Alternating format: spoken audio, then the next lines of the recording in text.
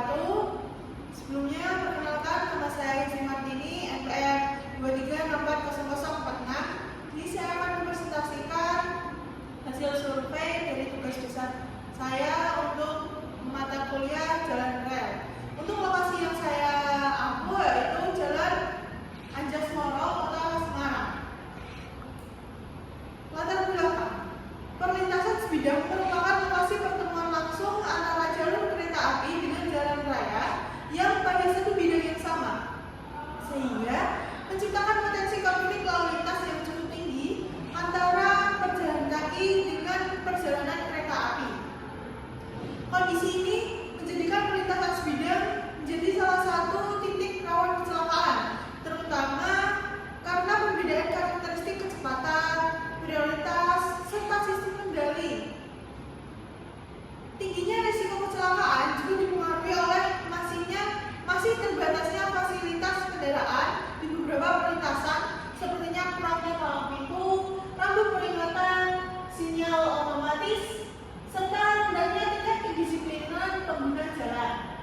Selain itu, oleh karena itu dibutuhkan suatu analisis yang komprehensif untuk mengidentifikasi permasalahan yang ada serta merumuskan upaya peningkatan keselamatan kendaraan lalu lintas di perlintasan sebidang.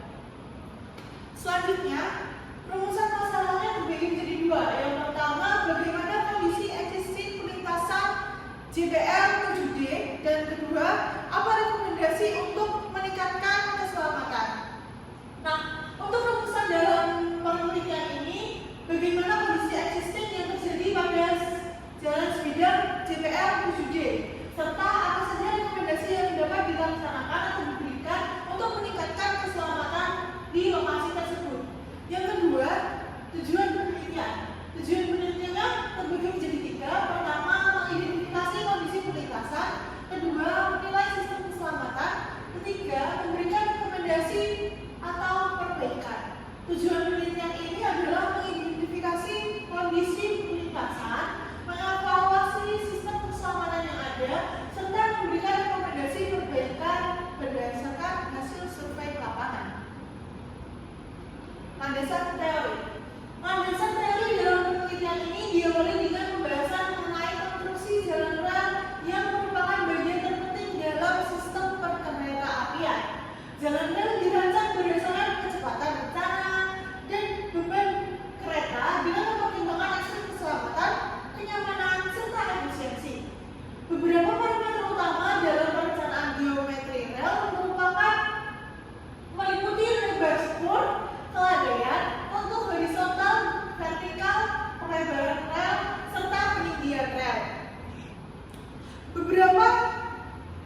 Semua persyaratan tersebut harus memenuhi standar teknis yang telah ditetapkan agar perjalanan kereta api ini tetap nyaman dan stabil. Selanjutnya, komponen utama penyusun jalan rel terdiri atas rel, bantalan, penambat, dan balas.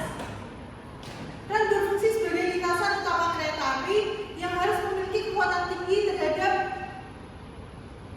beban dan keausan. Bantalan berfungsi untuk menyalurkan beban ke tanah dasar serta menjaga kestabilan posisi rel yang terbuat dari beton, kayu, maupun baja. Penambat rel berfungsi mengikat rel dengan bantalan agar tidak bergeser, sedangkan balas berperan sebagai lapisan pendukung yang menjaga kestabilan struktur rel secara keseluruhan. Kombinasi ini menentukan kualitas dan keadaan jalur rel. Selain konstruksi jalan rel, teori perlintasan sebidang juga merupakan dasar penting dalam penelitian ini. Penelitian sebidang merupakan titik pertemuan antara jalur kereta api dengan jalur jalan raya yang memiliki potensi konflik yang sangat tinggi. Dalam perencanaannya harus memperhatikan aspek keselamatan lalu lintas, pandangan bebas pengguna jalan, kondisi geometrik, serta peraturan lalu lintas. Perlintasan sebidang dapat dibedakan menjadi perlintasan dengan pintu dan tanpa pintu, yang masing-masing memiliki persyaratan teknis dan operasional tertentu. Landasan teori juga mencakup perlengkapan keselamatan pada perlintasan sebidang seperti lampu lalu lintas, warna jalan, lampu isyarat,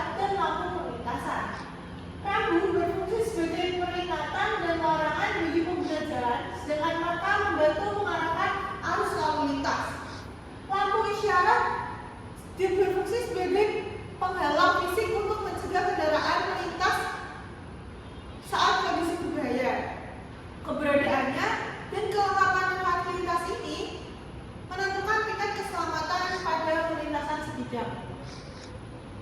Metodologi penelitian. Untuk metodologi penelitian sendiri, dalam laporan ini menggunakan pendekatan deskriptif dan metode campuran, kombinasi antara kuantitatif dan kualitatif. Pendekatan ini digunakan menggambarkan kondisi perlintasan secara sistematis dan faktual. Penelitian ini dilaksanakan di perlintasan feeder JPL 7D kilometer 202 plus 756 yang terletak di Jalan Anjasmara Raya, Kota Semarang. Lokasi ini dipilih karena memiliki aktivitas lalu lintas yang cukup padat serta berdekatan dengan stasiun Poncol. Waktu pelaksanaan penelitian dilakukan pada tanggal 31 Maret dengan durasi pengamatan selama beberapa jam. Pemilihan lokasi ini bertujuan untuk memperoleh data yang representatif terhadap kondisi lapangan. Teknik pengumpulan data dilakukan mulai dari beberapa metode, yaitu observasi, dokumentasi, wawancara, serta studi literatur.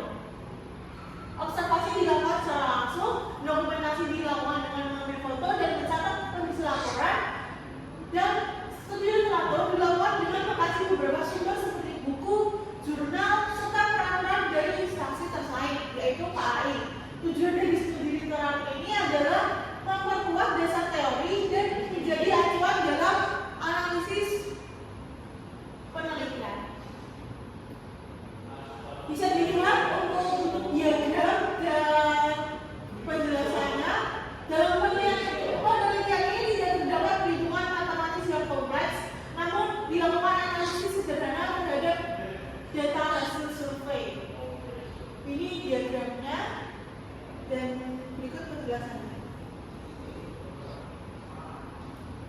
Terakhir, analisis dan pembahasan. Analisis dan pembahasan dalam penelitian ini dimulai dari identifikasi lokasi. Pada JPL 7D kilometer 02756 di Jalan Anjasmara, lokasi ini termasuk lokasi aktif kereta penumpang maupun barang dengan intensitas yang cukup tinggi. Posisi perlintasan yang dekat dengan kawasan perkotaan menyebabkan interaksi antara kendaraan dan kereta api cukup padat.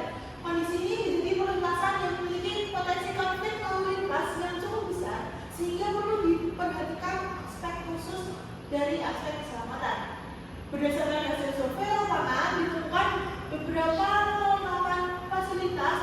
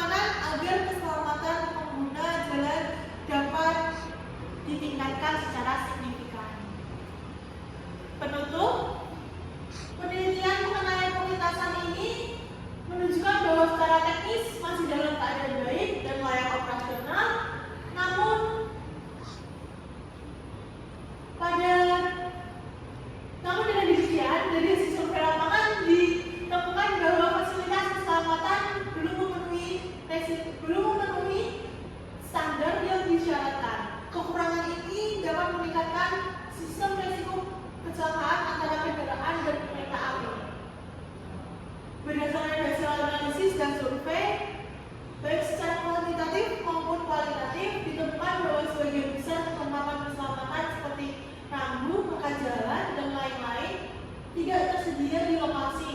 Kondisi ini menunjukkan bahwa tingkat pelayanan dan keselamatan masih tergolong rendah. Untuk upaya perbaikan disarankan agar dilakukan penambahan perlengkapan seperti rambu peringatan, rambu larangan, marka jalan, serta pemasangan lampu isyarat lainnya. Selain itu, optimalisasi fungsi pintu perlintasan dan peningkatan kerja petugas dapat dilakukan untuk mengurangi resiko. Terima kasih atas waktunya. Sekian dari saya. Mohon maaf bila ada tutur kata yang kurang berkenan. Wassalamualaikum